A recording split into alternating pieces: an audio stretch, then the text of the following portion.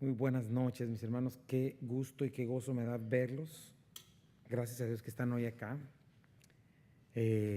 Seguimos con el estudio de Génesis en nuestro libro inspirado por Dios. Eso ya de por sí ya debería ser un chorro. Debería marcar para nosotros una gran diferencia impresionante. El saber que el libro que tienes en tus manos, el mismo Creador lo inspiró y lo reveló. Y es confiable para que encuentres lo que necesitas. No sé cuál sea tu necesidad, no sé cuál sea tu situación, pero fuera de la palabra de Dios no vas a encontrar nada. Y lo que estamos viendo a través de este libro es lo que hemos visto en este tema, que lo abraza todo. Dios ha determinado para su propia gloria crear y reunir para sí mismo un grupo de personas para ser súbditos suyos en su reino eterno, para que lo adoremos por la eternidad y lo honremos. Eso va a ser algo maravilloso para siempre. Pero para esto tiene que redimirnos primero. Y en Génesis nos enseña la historia de este plan, ¿no? Cómo comenzó todo bien, cómo nos muestra la historia humana, cómo la humanidad le damos la espalda a Dios, pero Dios en su misericordia le sale al encuentro a una humanidad que se aleja de Dios, corriendo, ¿no? Y desde el principio promete una simiente que se abriera paso a través de una generación maligna y perversa, a través del tiempo, a través de eras, de naciones y milenios, y se va a dar a conocer. Y finalmente, hace 2000 años se cumplió esa primer parte del plan de la redención. Y viene otro, porque el Señor viene con gloria en su reino, ¿no? Y para comenzar, primeramente nos dice la historia de este hombre, Abraham, un hombre singular en muchos aspectos, pero en otros lados de otra manera lo podemos ver como alguien como nosotros. Pero Dios le da promesas, mandatos, lo instruye, lo enseña a caminar con él. Y el punto que se llama amigo de Dios.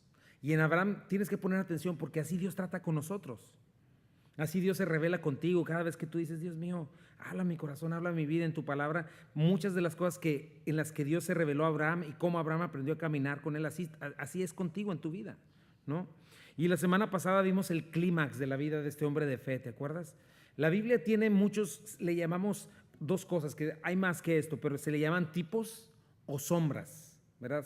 Dice la Biblia, sombra de lo que venía en el futuro, y el Nuevo Testamento ya se convirtió en el cuerpo de lo que eran esas sombras, ¿no? Eran tipos como imágenes que nos mostraban de cosas que venían en un futuro, ¿no? Y la semana pasada vimos en Isaac, y cuando lo llevó a sacrificar, vimos a Cristo en él, ¿no? En Abraham vimos al Padre, por ejemplo. En unas semanas vamos a ver también que Isaac representa a la iglesia, no va a estar, pero vamos a ver el siervo Eliezer de Abraham, que va a representar el Espíritu Santo, viniendo a limpiar, a recoger una esposa para presentarla a Cristo en un futuro. Eso lo vamos a estar viendo primeramente Dios en unas semanas. Pero vemos a un Abraham en pruebas también, ¿no? Cómo lecciones de la vida le costaron, pero en medio de todas esas pruebas nos queda algo claro. No se trataba de Abraham y su bondad y su capacidad, sino de la fidelidad de Dios. Cómo la gracia de Dios lo sostuvo, ¿no? Cómo él no se acobardó, no se echó para atrás y aprendió lecciones bien importantes. ¿Te acuerdas cómo vimos Dios en esta última parte la semana pasada? Le dice, Abraham, inmediatamente Abraham, dime, Señor, ¿qué necesitas? ¿No? Y vimos que a pesar de la difícil petición que Dios le hizo, él confía y obedece. Aprendimos cómo la verdadera adoración implica esta obediencia, implica dar sacrificialmente lo que tenemos porque todo le pertenece a Dios, pero más allá implica a nosotros mismos presentarnos como sacrificio a Dios, sacrificio vivo, olor fragante a Dios, ¿no? Y vimos este corazón del Padre entregando a su Hijo, lo que le tuvo que costar al Padre acompañar a Jesucristo hasta el Calvario y después estirar la mano y sacrificarlo, literalmente cortar el cuello, literalmente dejarlo arder, ¿no? Pero vemos todas estas cosas. Vemos también en Abraham la reverencia, el respeto, la fe en Dios. Nos implica esto, ¿no? La fe genuina. Yo lo escribí así: una pronta y voluntaria disposición a obedecerlo, a servirlo, a honrarlo con lo más valioso que tengamos, nuestras vidas o ese tesoro que a veces tenemos escondido. Esa es adoración. Y Dios finalmente le reitera sus bendiciones, como no me negaste a tu hijo, a tu unigénito, y le vuelve a repetir todas las promesas que le habías dado. Y estamos a 2 capítulos de terminar lo que fue la vida del padre de la fe, Abraham, y nos vamos a enfocar ahora en Isaac, todavía no, pero la siguiente vez que nos veamos estudiando la palabra de Dios. Y vas a darte cuenta cómo Isaac no tiene tanta información como Abraham o como Jacob, porque Isaac representa a la iglesia, la cual todavía era un misterio. Pero eso es bien significativo. Y me gusta mucho cómo la Biblia, en cada una de sus páginas, puedes encontrarte con Jesucristo si le buscas con todo su corazón, ¿no? Puedes ver el Evangelio. Y la Biblia es este tema, la redención humana. Y vamos a estar viendo estas imágenes metidas, eso es lo maravilloso de la Biblia, metidas en historias de personas que realmente existieron. Gente de carne y hueso, como nosotros, en las cuales Dios trató y les utilizó. Y vamos a estar viendo estos principios importantísimos. Hoy tenemos un mensaje no muy largo, creo yo, pero vamos a ver la muerte de Sara, ¿no? De repente pensé en pasarlo rápidamente e ir con el otro capítulo, pero es bien importante tocar cada punto que la Biblia nos dice, porque aparte de todo el capítulo 23 es el más largo de todo Génesis, son más de 60 versículos, entonces si veíamos hoy más el capítulo siguiente eran como 80 versículos, dije no, mejor vamos a enfocarnos en este, aunque no sea tan largo, pero también tiene principios preciosos para nosotros. Y hoy vamos a ver en la muerte de Sara, vamos a conocer otra vez el corazón de Abraham. ¿Dónde están las metas de Abraham? ¿Dónde están sus afectos? ¿Dónde está su pensamiento con respecto a este mundo? Con respecto al reino de Dios. ¿Dónde está él? A pesar de ser un hombre tan rico y de tener tantas posesiones, ¿no? Y como decimos, ¿no? Hoy vamos a hablar de puntos que hemos hablado siempre, pero que para nosotros es seguro escucharlo, ¿no? Decía Krista, es como la bolsa de Dora, ¿no? Que vas guardando tesoros que tal vez en un cierto momento no los necesitas, pero que los vas a necesitar. Dios por algo te da cada cosa en el domingo o el jueves, para que lo tengas guardado, para que lo saques en el momento que lo necesitas. Entonces yo le voy a pedir a Dios en este día que nos abra el corazón y que nos muestre nuestra necesidad de una perspectiva eterna, porque hoy vamos a hablar de eso. Vamos a observar en Abraham esto, su perspectiva eterna. Yo titulé este mensaje Extranjeros y Peregrinos. Así se llama este mensaje. Extranjeros y peregrinos. Y vamos a darle lectura en el capítulo 23. Dice, muerte y sepultura de Sara. Dice, fue la vida de Sara 127 años. Tantos fueron los años de la vida de Sara, y murió Sara en Kiriarat Araba, que es Hebrón, en la tierra de Canaán. Y vino Abraham a hacer duelo por Sara y a llorarla. Y se levantó Abraham de delante de su muerta, y habló a los hijos de Het, diciendo, extranjero y forastero soy entre vosotros, dadme propiedad para sepultura entre vosotros, y sepultaré a mi muerta de delante de mí. Y respondieron los hijos de Het a Abraham, y le dijeron, óyenos, Señor nuestro, eres un príncipe de Dios entre nosotros. En lo mejor de nuestros sepulcros sepulta tu muerta. Ninguno de nosotros te negará su sepulcro, ni te impedirá que entierres tu muerta. Y Abraham se levantó y se inclinó al pueblo de aquella tierra, a los hijos de Het, y habló con ellos diciendo, si tenéis voluntad de que yo sepulte mi muerta de delante de mí, oídme e interceded por mí con Efrón, hijo de Zohar, para que me dé la cueva de Macpela, que tiene el extremo de su heredad, que por su justo precio me la dé para posesión de sepultura en medio de vosotros. Este Efrón estaba entre los hijos de Het, y respondió Efrón eteo a Abraham, en presencia de los hijos de Het, de todos los que entraban por la puerta de su ciudad, diciendo, no, señor mío, óyeme, te doy la heredad, y te doy también la cueva que está en ella. En presencia de los hijos de mi pueblo te la doy, sepulta tu muerta. Entonces Abraham se inclinó delante del pueblo de la tierra y respondió a Efrón en presencia del pueblo de la tierra, diciendo, antes si te place, te ruego que me oigas. Yo daré el precio de la heredad, tómalo de mí, y sepultaré en ella mi muerta. Respondiendo Efrón a Abraham, diciéndole, Señor mío, escúchame, la tierra vale 400 siclos de plata. ¿Qué es eso entre tú y yo? Entierra pues tu muerta. Entonces Abraham se convino con Efrón, y pesó Abraham a Efrón el dinero que dijo en presencia de los hijos de Het, 400 siclos de plata de buena ley entre mercaderes. Y quedó la heredad de Efrón, que estaba en Macpela, al oriente de Mamre, la heredad con la cueva que estaba en ella, y todos los árboles que había en la heredad y en todos sus contornos, como propiedad de Abraham, en presencia de los hijos de Het y de todos los que entraban por la puerta de la ciudad. Después de esto sepultó Abraham a Sara, su mujer, en la cueva de la heredad de Macpela, al oriente de Mamre, que es Hebrón, en la tierra de Canaán. Y quedó la heredad y la cueva en ella, y la cueva que en ella había de Abraham como una posesión para sepultura recibida de los hijos de Het. Bendice, Señor, tu palabra, Señor. Lo ponemos en tus manos, mi Rey, en el nombre de Jesús. Amén. Y tenemos aquí extranjeros y peregrinos. Y mi primer punto es este, porque vamos a comenzar desde el versículo 20. Debí haber leído desde el versículo 20 del capítulo anterior, que no terminamos la semana pasada, porque también lo voy a comentar. Y mi primer punto es este. Las genealogías nos recuerdan que solo jugamos un corto papel en este espacio de la historia. Es importante este texto porque después nos va a hablar acerca de la esposa de Isaac. Pero vamos a leer desde ahí, desde el versículo 20, si tienes ahí tu Biblia un poquito antes, desde el versículo 20 al final del versículo 22 y luego ya el versículo 23. Tenemos a Abraham que ya regresó, Dios lo vuelve a bendecir, lo que ya hablé hace ratito, y dice, aconteció después de estas cosas, déjenme le leo eso porque sí se me pasó y yo pienso que es importante leer también esa parte, perdón.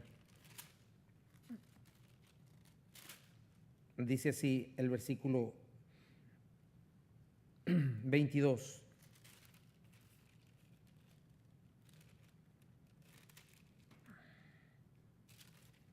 Versículo 20, perdón. Dice, aconteció después de estas cosas que fue dada noticia a Abraham diciendo, he aquí también Milca ha dado a luz a hijos a Nacor tu hermano, Uz primogénito, Buz su hermano, Kemuel padre de Aram, Kesed, Asó, Pildás, Jidlaf y Betuel.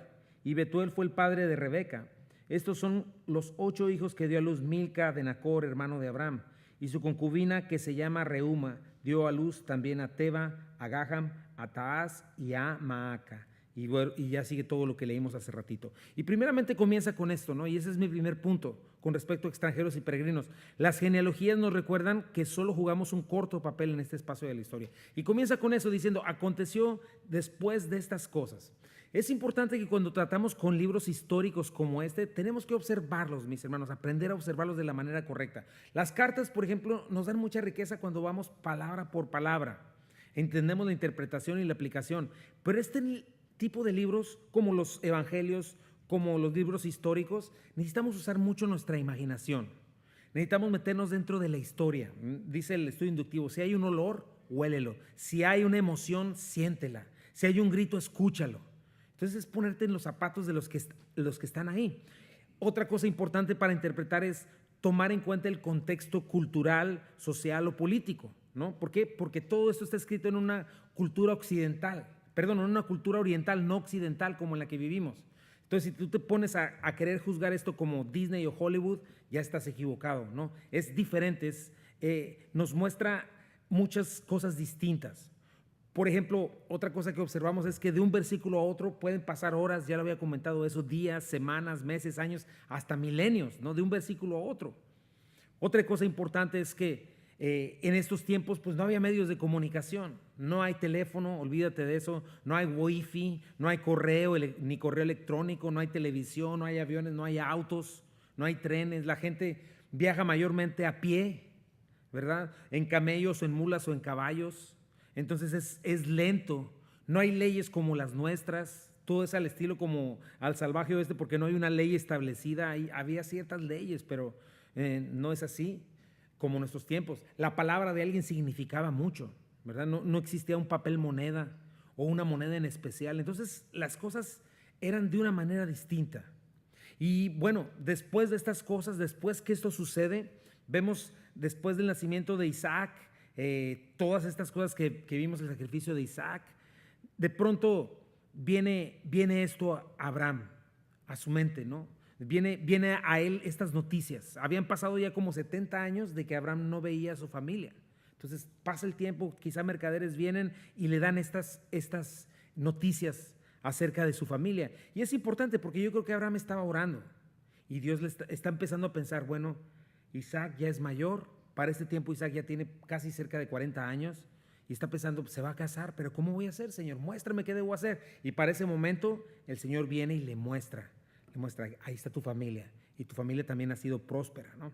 Y dice el versículo 20, que fue dada noticia a Abraham diciendo, he aquí que también Milca ha dado a luz hijos a Nacor tu hermano, Uz su primogénito, Buz su hermano, Kemuel padre de Aram, Kesed, Aso, Pildas, Jidlaf y Betuel. Betuel fue el padre de Rebeca. Estos son los 8 hijos que dio a luz Milca de Nacor, hermano de Abraham, y su concubina, que se llamaba Reuma, dio a luz también a Teba, a Gaham, a Taaz y a Maaca. Entonces, como lo hemos venido viendo, mis hermanos, las genealogías son bien importantes, porque nos hablan de la fidelidad de Dios a pesar de nuestra infidelidad, y nos muestran algo bien importante. No venimos de la nada, así que de repente aparecimos en la tierra. Eso es algo que tienes que pensar. Hay una historia detrás de ti y una historia detrás de mí. Hay una historia que viene después de ti, ¿verdad? Y depende mucho de lo que hagas hoy. Entonces las genealogías te tienen que recordar quién eres tú. Y aparte otra cosa te tiene que recordar lo que Dios puede hacer a través de ti. Nos recuerda que hay un plan de parte de Dios, que hay una conexión entre unos y otros. Por ejemplo, aquí tú estás conectado hasta Adán. Hasta allá llegan tus raíces. Pero aquí podemos ver un corto periodo de la genealogía, ¿no? Desde Adán hasta Noé, desde Noé hasta Sem, desde Sem hasta Taré, y de Taré ya es el papá de Abraham, de Betuel y de Sara. Entonces todo está conectado. Y en este caso la Biblia se va a enfocar en Betuel, que es el papá de Rebeca, ¿verdad? Y hermano de Labán. Son bien importantes estos porque Rebeca en un futuro va a ser la esposa de Isaac, lo vamos a estar viendo en los próximos capítulos. Y Labán, que es hermano de Rebeca, todos ellos vienen de Ur de los Caldeos, va a ser el futuro papá de de Raquel y de Lea. Y ellas son las esposas de donde vienen los hebreos, de donde vienen los israelitas. Y todos ellos personas de carne y hueso. Y me encanta decirlo cada rato, la Biblia es historia fidedigna, no son leyendas. Y nosotros no tenemos que olvidar tampoco esto, mi hermano. Solo cada uno de nosotros formamos un pequeño eslabón en una historia que tuvo un principio y va a tener un fin. Tú tuviste tu papá, el papá de tu papá, etcétera, vas para allá. Y a pesar de la historia de nuestros antepasados, que quizá no pudo ser tan buena a lo mejor, y después de mucho desastre tienes que pensar, yo estoy aquí, Dios ha permitido que hoy yo esté aquí.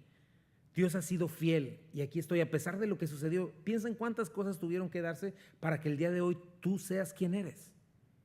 Entonces Dios es fiel y tienes que pensar en otra cosa cuando veas genealogías. Dios está escribiendo en ti otra parte de la historia y a ti te toca vivir esa parte de la historia en las genealogías, porque tú también, si no viene el Señor antes, vas a ser antepasado en el futuro de alguien más. Pero tenemos que recordar como Abraham. No podemos hacer nada para cambiar el pasado. Podemos aprender del pasado. El futuro es incierto, no tenemos asegurado en qué es lo que vamos a vivir en este espacio y tiempo de la historia, pero sí podemos ser influencia hoy, como Abraham lo fue en su tiempo. Y tenemos los principios bíblicos para poder vivir la vida que Dios ha planeado para nosotros hoy y que podamos bendecir como Abraham las generaciones que vienen. Tienes que pensar en eso. Cuando te sea tan difícil decir, ay, es que voy a criar 5 hijos, es que voy a criar un hijo, ay, es que no, estás viviendo algo que va a afectar el futuro de tus generaciones. Tienes que verte en la historia de esa manera. Tú estás viviendo un papel muy importante en la historia de Dios. Y hoy podemos aprender a vivir plenos en Cristo, aunque no sabemos el futuro, sí podemos ser plenos en Cristo a pesar de cualquier circunstancia. Pero sí tienes que mirarte, eso es parte de ser extranjero y peregrino. Eres como un jugador de fútbol que nada más tiene cierto tiempo en la cancha. Un jugador de fútbol no vive jugando día y noche. Tiene cierto tiempo en un juego de fútbol. De la misma manera nosotros tenemos cierto tiempo nada más en esta historia y tenemos que hacer que cuente y traerle gloria a nuestro Señor. Tenemos que confiar en Él, tenemos que confiar en su gracia, tenemos que aprender a caminar en fe. Tenemos que aprender a no solo mirar hacia adelante, como este mundo, en el aquí y en el ahora, sino como Abraham, tenemos que aprender a voltear a ver los ojos al cielo y caminar con nuestro Señor. Entonces, cada vez que veas genealogías, no digas, ay, qué aburrido y no más las brinques. No, piensa en tu vida. Tú formas parte de una genealogía, yo formo parte de una genealogía. Tenemos un lugar en la historia y nuestro papel como cristianos hoy en medio de esta cadena en la que pertenecemos es muy importante. Porque tienes que pensar eso, eres parte de algo mayor, vas hacia un futuro, no es nada más aquí. Como dicen, no hay mal que dure 100 años ni quien los aguante. ¿Me entiendes? Vamos hacia allá. Nunca tienes que olvidar que a partir de ti, las decisiones en Cristo, el rumbo de tu descendencia después de ti puede cambiar dramáticamente y ser muy diferente. Yo lo puedo ver en mí, el Señor me alcanzó y el futuro de mis hijas ha cambiado dramáticamente. Y eso por la gracia de Dios. En fin, Dios le está haciendo saber a Abraham esto, le está recordando. Tu familia vive, están bien. y de la casa de tu padre quiero seguir con las promesas que te hice con Isaac. Y eso lo vamos a ver primeramente Dios la siguiente vez. Tengo mi segundo punto. El sabernos extranjeros y peregrinos nos permitirá llorar, pero al mismo tiempo levantarnos. En situaciones como esta? Ahorita vamos a ver. Versículo 1 del capítulo 23. Y fue la vida de Sara 127 años. Tantos fueron los años de la vida de Sara. Y murió Sara en Kiriat Arba, que es Hebrón, en la tierra de Canaán.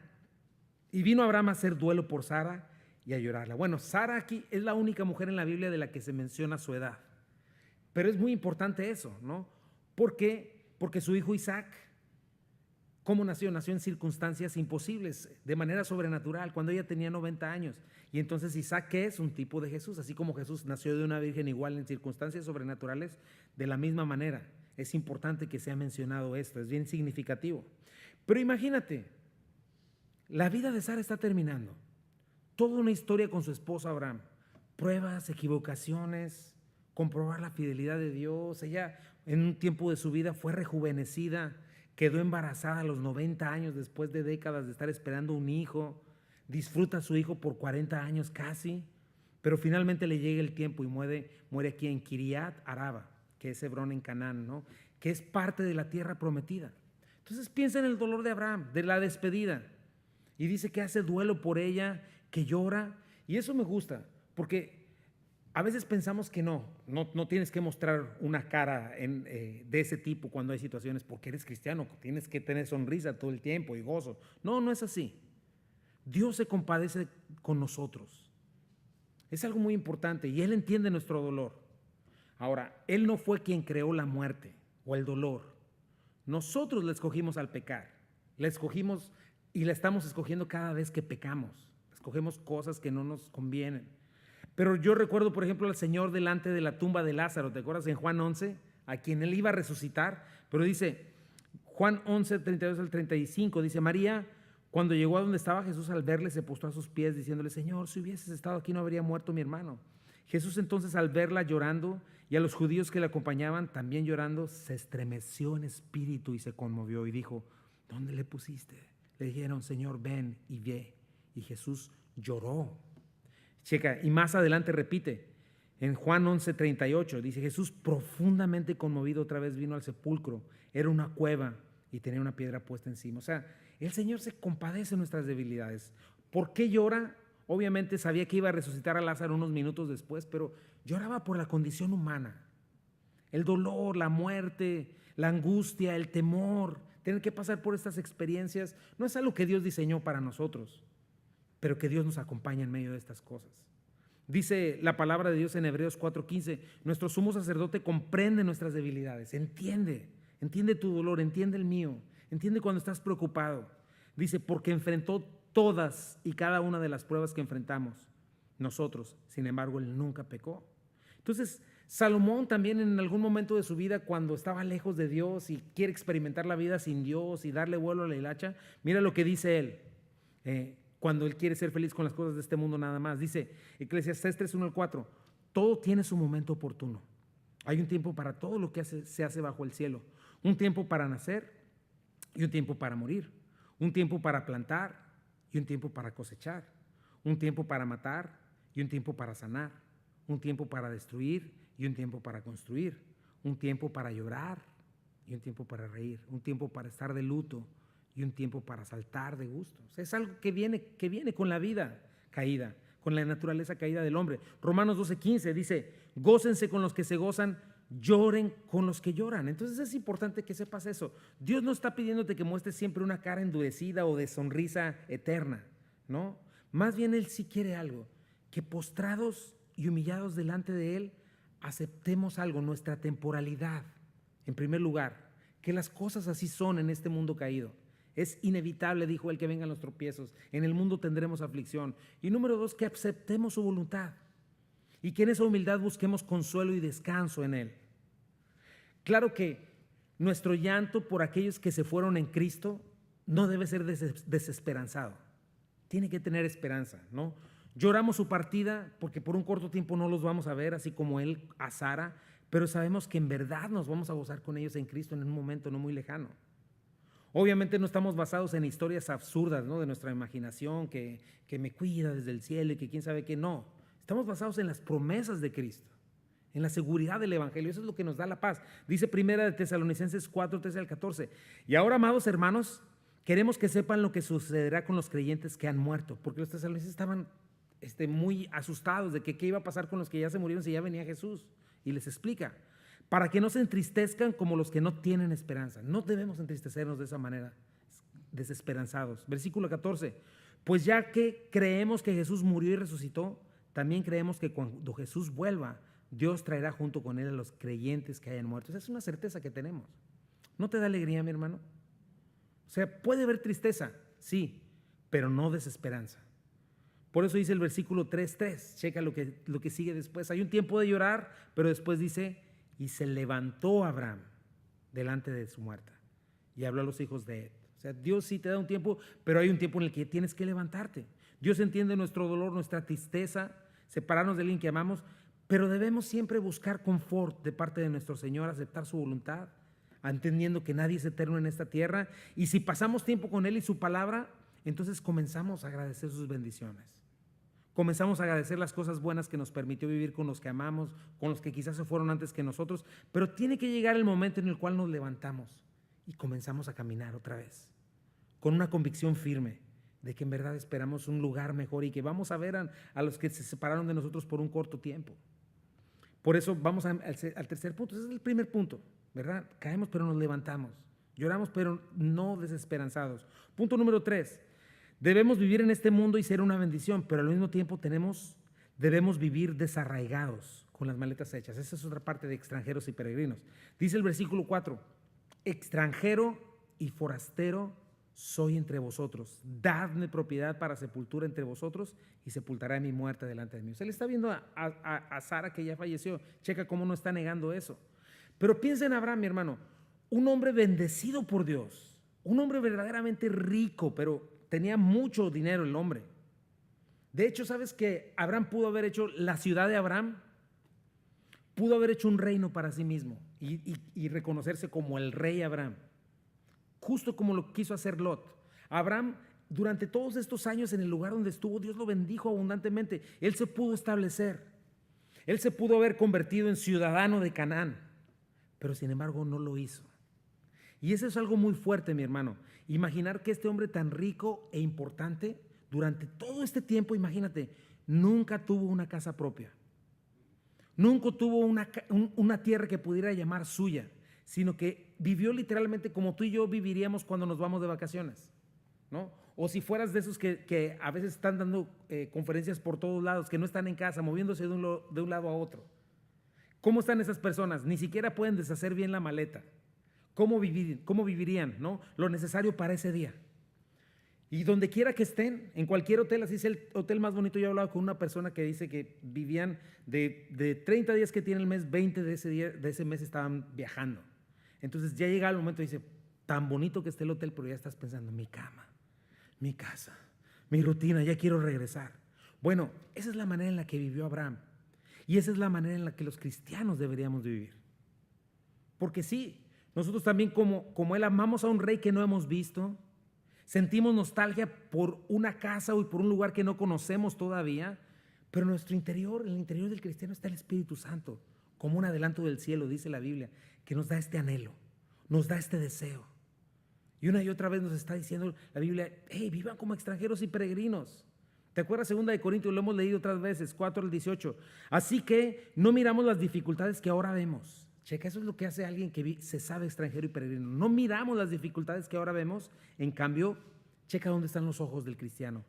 Fijamos nuestra vista en cosas que no pueden verse, pues las cosas que ahora podemos ver pronto se habrán ido, pero las cosas que no podemos ver permanecerán para siempre. Dice el versículo 1 del capítulo 5, pues sabemos que cuando se desarme esta tienda de campaña terrenal en la cual vivimos, es decir, cuando muramos y dejemos este cuerpo terrenal, tendremos una casa en el cielo, un cuerpo eterno hecho para nosotros por Dios mismo y no por manos humanas. ¿Qué diferencia, mi hermano? Impresionante. Nos fatigamos en nuestro cuerpo actual, sí, hasta nos cansamos, nos da azúcar y nos da alta presión y todas esas cosas, pero anhelamos ponernos nuestro cuerpo celestial como una ropa nueva. Dice el versículo 3 al 6, pues nos vestiremos con un cuerpo celestial, no seremos espíritus sin cuerpo, como decía Beto este martes, ¿no? No somos un cuerpo que tiene un espíritu, tú no eres un cuerpo que tiene un espíritu, esto que tienes aquí es un envase, tú eres un espíritu vestido de un cuerpo, eso es lo que somos, así te tienes que ver. Dice, versículo 4, mientras vivimos en este cuerpo terrenal, gemimos y suspiramos, eso, no sé si gimas y suspiras, pero eso es de todos y cada uno de los que vivimos en este mundo. Dice, pero no es que queremos morir y deshacernos de este cuerpo que nos viste, más bien queremos ponernos nuestro cuerpo nuevo para que este cuerpo que muere sea consumido por la vida. Dios mismo nos ha preparado para esto y como garantía nos ha dado otra vez su Espíritu Santo. Así que siempre vivimos en plena confianza, aunque sabemos que mientras vivamos en este cuerpo, no estamos en el hogar celestial con el Señor. Esa es nuestra nostalgia, ese es nuestro deseo. Y yo creo que el Señor nos está recordando otra vez hoy, espera en lo eterno. Si en verdad quieres gozo permanente, mi hermano, si quieres aprender a ser un cristiano gozoso, tienes que poner tus ojos, como dice aquí, en las cosas celestiales, en las promesas eternas. Porque si tú estás poniendo tu gozo en el aquí, en el ahora, y en el próximo gobierno, y en tu próximo trabajo, y en tu próxima carrera, o en tu próximo matrimonio, lo que sea, te voy a decir algo, un simple flu te va a robar el gozo. Dice Mateo 6, 19 al 21, no se hagan tesoros en la tierra, donde la polilla y el orín corrompen, y donde ladrones minan y hurtan, sino haceos tesoros en el cielo, donde ni la polilla ni el orín corrompen, y donde ladrones no minan ni hurtan, porque donde esté vuestro tesoro, ahí estará también vuestro corazón. Mira dónde estaba el tesoro de Abraham. Versículo, dice Mateo 6, no se afanen pues diciendo qué comeremos o qué beberemos o qué vestiremos, porque los gentiles, los que no conocen a Dios, los que están comprometidos con este mundo, son los que están preocupados y viven para estas cosas. Pero su Padre Celestial sabe que tienen necesidad de estas cosas. Ustedes busquen primeramente el reino de Dios, su justicia, y todo será añadido. Así que no se afanen por el día de mañana, porque el día de mañana trae su propio afán. Basta cada día su propio mal. Y así vivió Abraham. Imagínate, casi 60 años viviendo en Canaán y todavía se considera extranjero y peregrino. Así vivía él. Bien pudo haber echado raíces en la tierra, pero él entendió quién era su Dios. Entendió que su vida y sus posesiones solo eran una oportunidad de traerle gloria a su Señor. Y no exagero, mira lo que dice en Hebreos acerca de Abraham. Lo vamos a estar estudiando primeramente Dios el domingo en unos cuantos meses. Pero dice, por la fe Abraham, siendo llamado, obedeció para salir del lugar que había de recibir como herencia y salió sin saber a dónde iba. Por la fe habitó como extranjero en la tierra prometida, como en tierra ajena. Imagínate, ¿qué dicen? El muerto y el arrimado los 3 días apesta, y él vivió así, como orando en tierras con Isaac y Jacob, coherederos de la misma promesa. Entiendas, no en una casa. Checa el versículo 10, porque esperaba la ciudad que tiene fundamentos, cuyo arquitecto y constructor es Dios. Toda la Biblia es unida.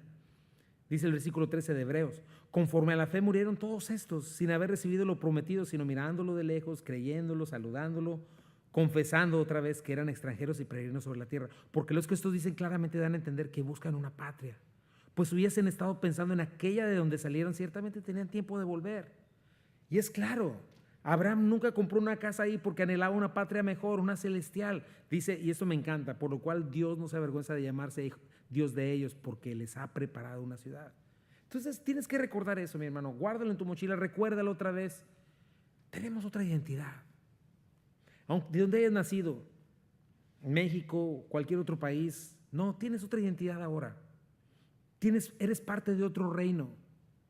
Se supone que tenemos otras costumbres, que vivimos de acuerdo a otras leyes, amamos otras cosas, adoramos y obedecemos a otro rey, no el príncipe de las tinieblas de este mundo.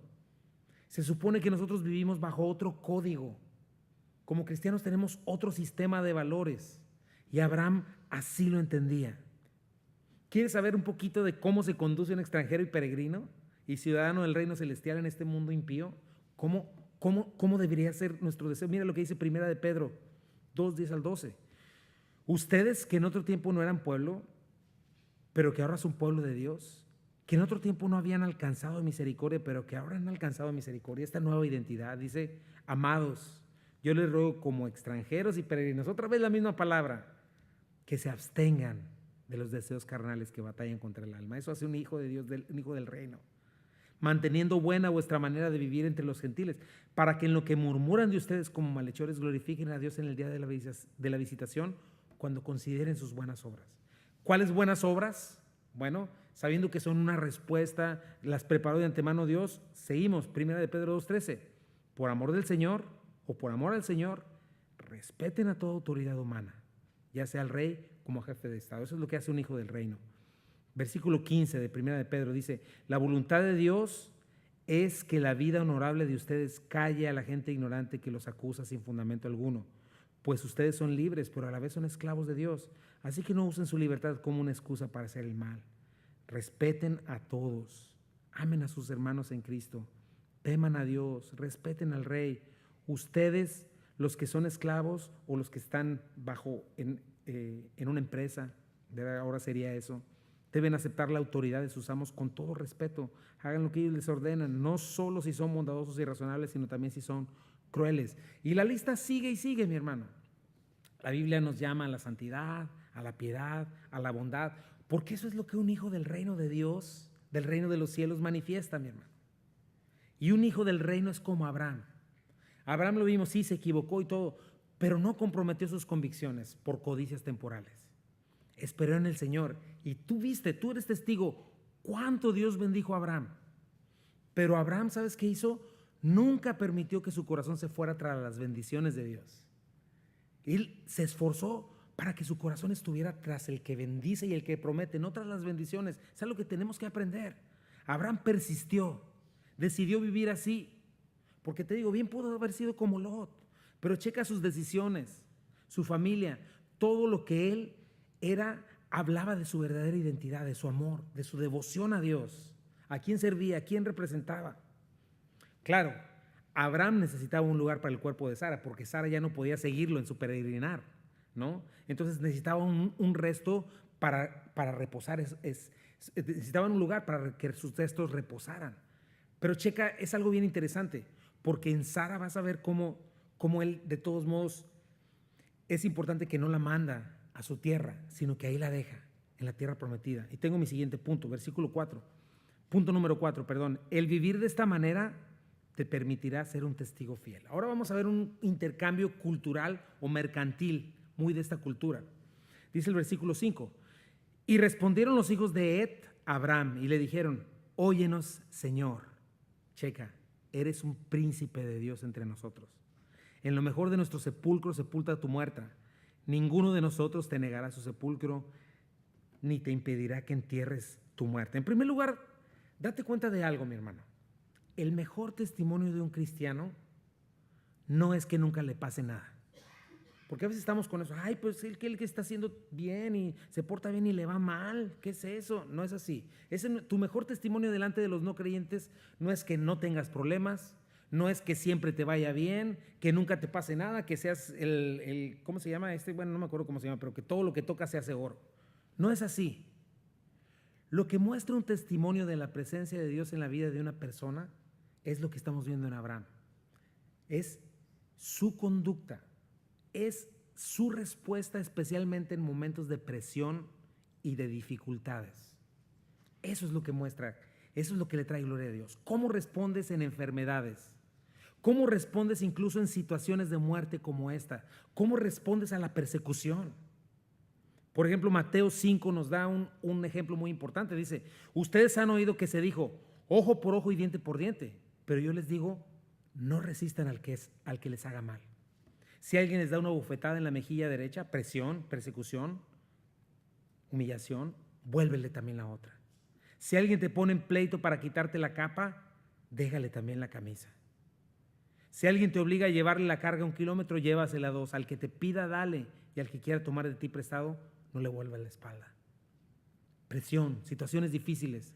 Mateo 5:43. Ustedes han oído que se dijo, ama a tu prójimo y odia a tu enemigo. Pero yo les digo, amen a sus enemigos. Oren por quienes los persiguen. ¿Para qué? Para que sean hijos de su Padre que está en los cielos. Él hace que salga el sol sobre malos y buenos y llueva sobre justos e injustos. Si ustedes aman solamente a quienes les aman, ¿qué recompensa recibirán? Eso es lo que hace el mundo, ¿no?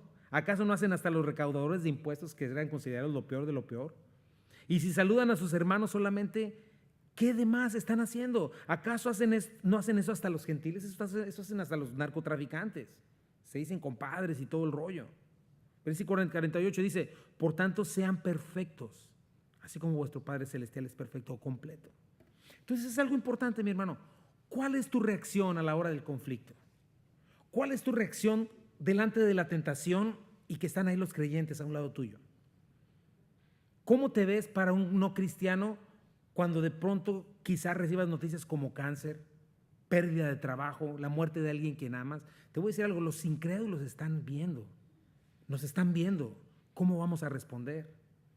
Y solo llenos del Espíritu Santo es como podríamos mostrar al mundo quiénes somos o lo que somos. Esperanza, humildad, todas estas cosas el mundo no las tiene. Esperanza, humildad, paciencia, mansedumbre, amor a los que no te aman. Todo al contrario del falso evangelio, porque el falso evangelio, los falsos evangelios dirán que lo que le da gloria a Dios es tener mucho. No es así. ¿Sabes eso? Tu testimonio de vida a los incrédulos es mucho más que tu reputación, porque a veces religiosamente se dice esto, mi testimonio, ¿no? Es tu reputación, y qué bueno, también tienes que cuidarla. Pero te voy a decir cuál es su testimonio, un carácter mostrado en estos tiempos difíciles. Y sabes que esto es un don de Dios, es un regalo de su gracia, es el Espíritu Santo trabajando en una gente tan horrible como yo, por decir algo. Cuando pasas tiempo con Él, cuando caminas con Él, entonces surgen estas cosas de dentro de ti. Así es como Abraham lo hizo. Porque mira cómo llaman a Abraham, un príncipe de Dios. Y eso, ¿sabes qué? Es una posición de liderazgo, es una posición de respeto, de influencia, y nos está recordando las promesas del Señor. Olvidarnos de la filosofía de este mundo. Es bien importante olvidarnos de todo eso, porque el mundo, ¿sabes qué te enseña? Para el mundo no concibe el éxito sin mentira, sin fraude, sin ambición egoísta. Pero ¿te acuerdas lo que dice la palabra en el Salmo 37, 1 al 5? Es lo que estamos viendo en Abraham.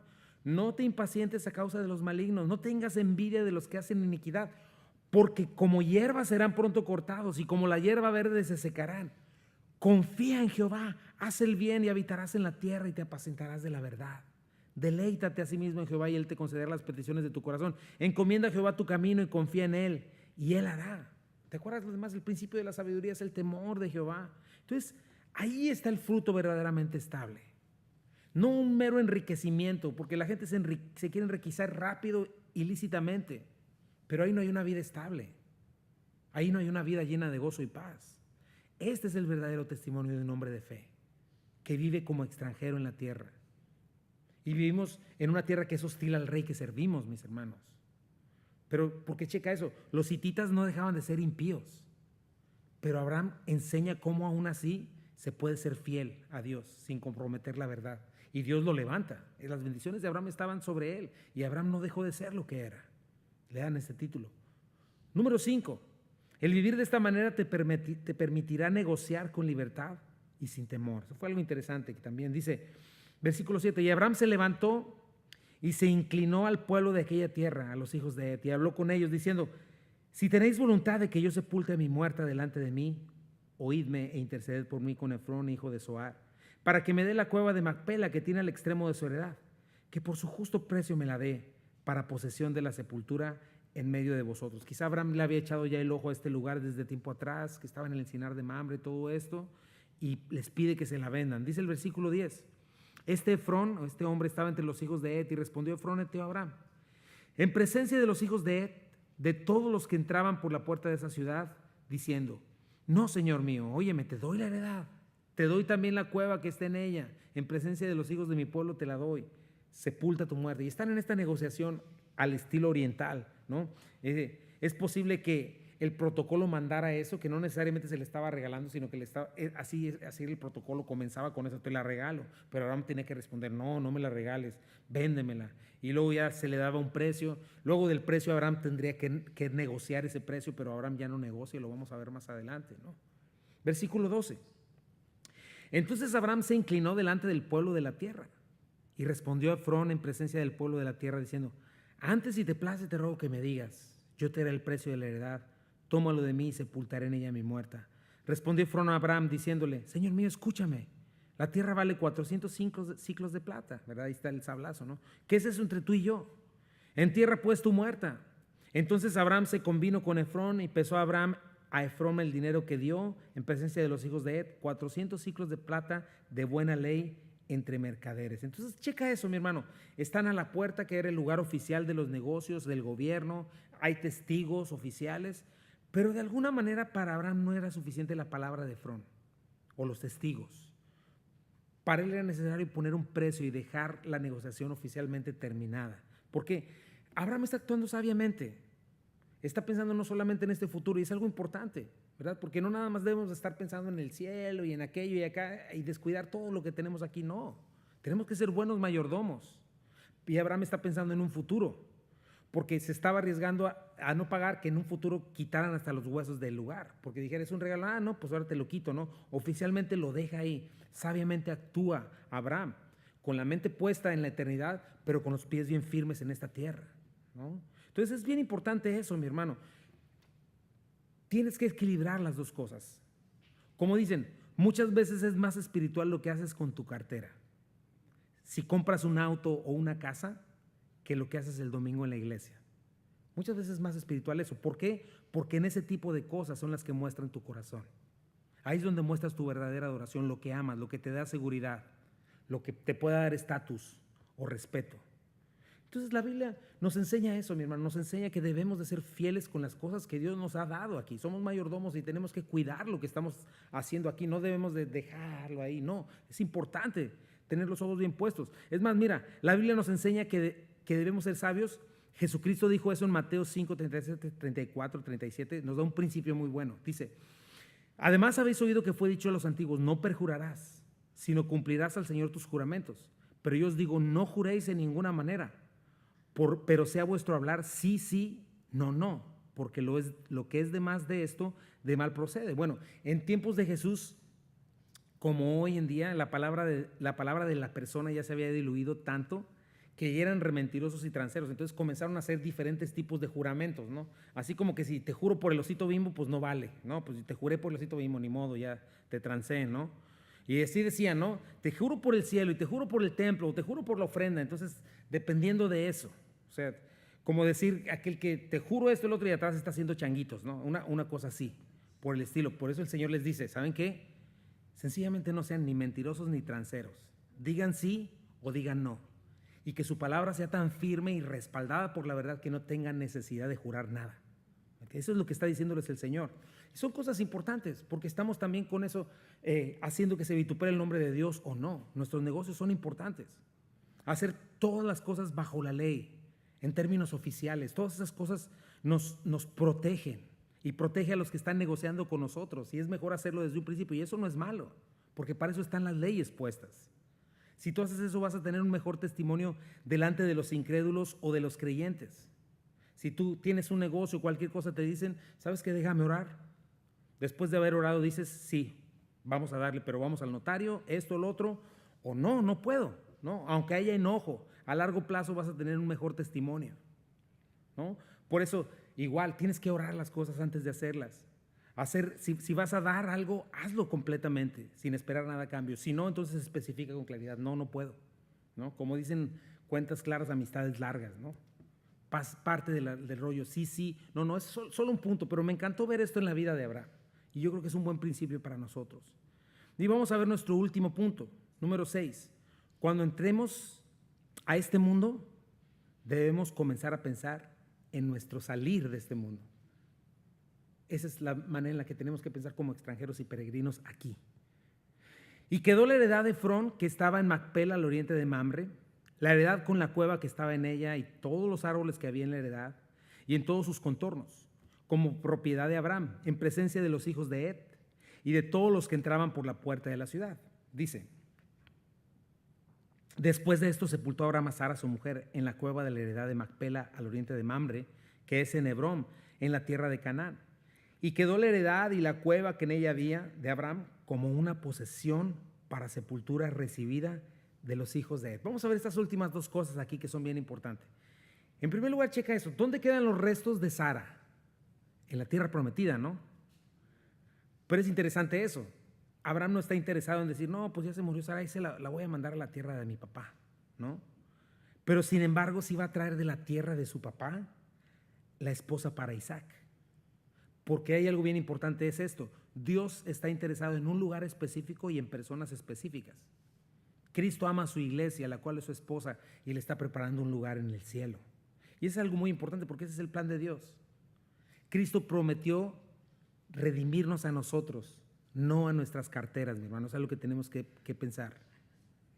Porque a veces pensamos eso, ¿no? Cristo me salvó y todo me va a salir bien. No, no necesariamente. No prometió redimir nuestros negocios en este mundo. Todo eso es práctica, es instrucción. Pero como lo hemos dicho antes, nuestro tesoro está en los cielos. Lo que realmente Dios nos quiere dar, nadie nos lo va a quitar. Dios lo sabe. Nada en este mundo va a permanecer. Y eso es lo que tienes que pensar desde un principio. El día que naces, comienzas a morir. Y tienes que empezar a añadir esa sabiduría a tu vida. Obviamente, como ya lo vimos, no se trata de tirarte a la cama y no hacer nada. Mira, Abraham vivió como extranjero y peregrino, ganó una reputación, ganó respeto. Pero no fue una vida desperdiciada, al contrario. Checa a este hombre, Abraham produjo un fruto a más no poder.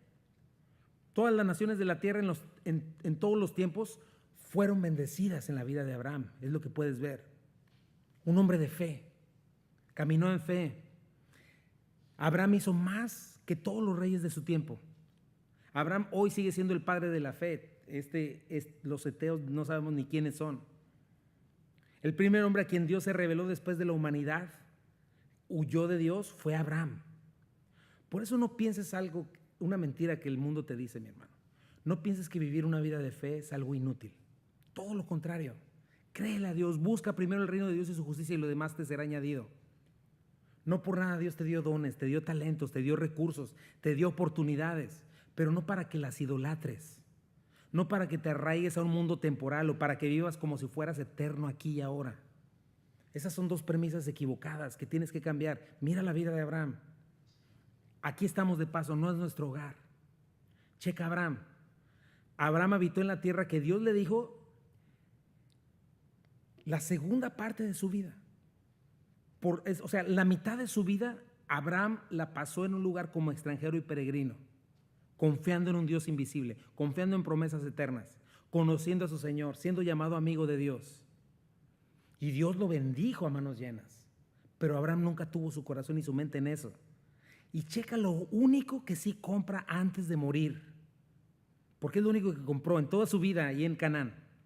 Mira lo que compró. Su única propiedad que podía decir, esto es mío y aquí están las escrituras. ¿Sabes qué es? Esto es orgullosamente mío. ¿Sabes qué es? Un sepulcro. Fue lo único que compró. Interesante. Ahí mismo Abraham iba a ser sepultado.